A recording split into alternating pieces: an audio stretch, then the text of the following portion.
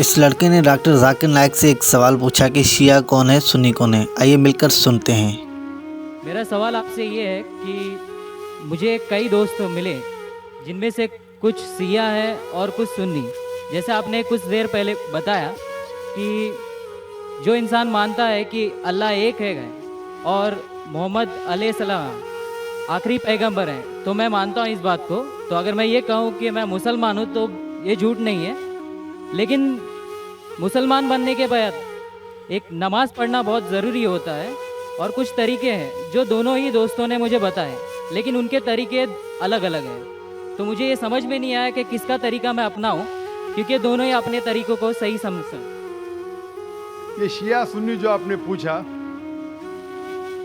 आप जब कुरान पढ़ेंगे, कुरान में ना शिया है ना सुन्नी है। कुरान में ना शिया है ना सुन्नी है। कुरान शरीफ में कहा गया है सूरह इमरान में सूरह नंबर 3 आयत नंबर 103 में, वातसिमु बिहब्लिल्लाहि जमीअन वला तफरकू, कि आप आपस में इकट्ठा होके अल्लाह की रस्सी को मजबूती से पकड़ो। अल्लाह की रस्सी है कुरान और सही हदीस। तो आप देखिए कुरान में क्या लिखा है और अल्लाह के रसूल के सही हदीस में क्या लिखा है। तो जो भी आपसे कुछ कहता है, अगर कुरान और सही हदीस के मुताबिक है, आप उसकी बात मानो। जो जाकिर कहता है वो भी कुछ अहम नहीं इस्लाम में। जाकिर इस्लाम में जीरो है। जो जाकिर कहता है वो बात मानना जरूरी नहीं, लेकिन जब मैं कुरान का हवाला दिया तो आपको कुरान की बात मानना फर्ज है। जब मैं सही हदीस का हवाला दिया तो आपको सही हदीस की बात मानना जरूरी है।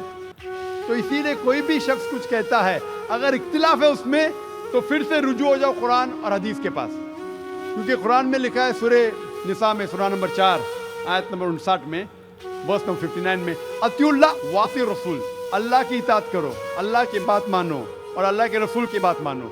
और वो लोग those who have been charged with authority, जो उलुल अम्र है, वो लोग जो आपके अमीर है। लेकिन अगर इनमें इख्तिलाफ है, फिर से रुजू हो कुरान और हदीस के पास, अल्लाह और अल्लाह के रसूल के पास। तो अगर दो शख्स, दो आलिम, कोई भी अगर इख्तिलाफ है, आप फिर से मुड़ो अल्लाह और अल्लाह के रसूल के पास, कुरान और सही हदीस के पास।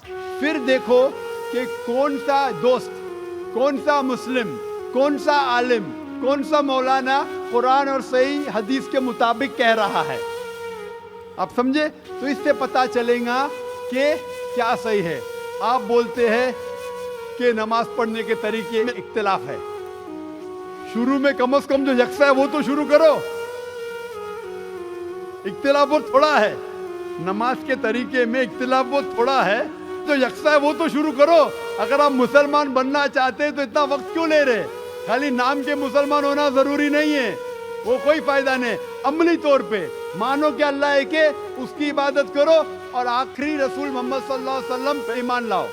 और उसके बाद फिर तहकीक करो, आपके दो दोस्त लोग जो बोल रहे कुरान से कौन मैच करता है, सही हदीस से कौन मैच करता है। क्योंकि अल्लाह के रसूल फरमाते, सही बुखारी की हदीस है, उस तरीके से नमाज पढ़ो जिस तरीके से आपने मुझे देखा।